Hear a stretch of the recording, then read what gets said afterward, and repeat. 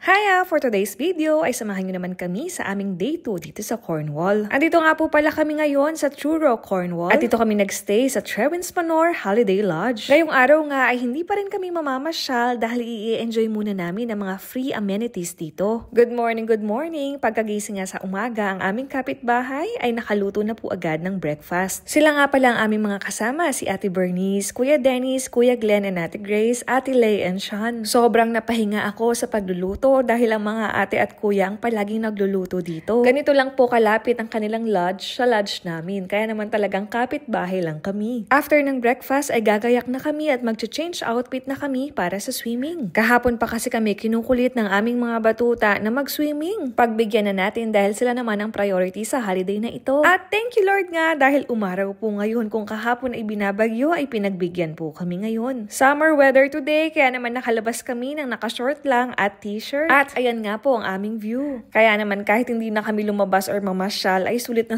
ang aming pagstay dito. Diretso lang kami sa reception para mag-register at ready na nga kaming mag-swimming. Ay hindi pala ako mag-swimming dahil red alert tayo today. Talaga namang sinuswerte. Meron ditong jacuzzi, sauna, at ito ngang indoor pool. Nag-enjoy po ang aking mag-ama dyan. At ang hariboy nga po, ito lang po ang nilulook forward sa holiday na ito. Itong mag-swimming siya. Covered naman po itong swimming pool. Hindi ko rin po alam kung bakit nangitim agad ang aking anak.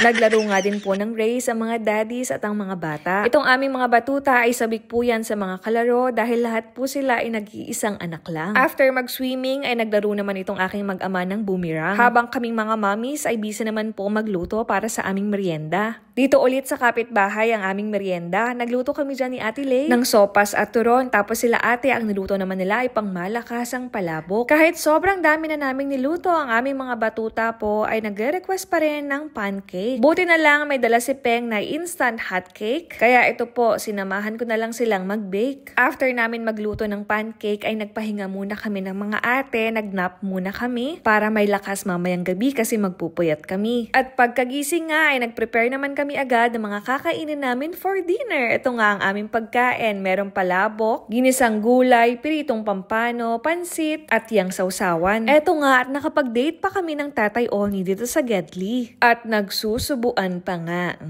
Grabe tong holiday na ito. Sobrang daming pagkain palagi at busog na busog kami. At ito nga po ang aming kompletong picture. First time naming ma-experience na mag-holiday na maraming kasama. Kasi usually kaming tatlo lang talagang mag-anak ang nag-holiday. Ang saya pala at kagulo pag marami kayong kasama. At palagi ding happy tummy kasi ang dami-dami palaging pagkain. At yun nga po ang kaganapan sa aming day 2 dito sa Cornwall. Bukas po ay lalabas na kami at mamamasyal. At yun lang po muna ang ating vlog for today. Thank you for watching. See you later. Bye!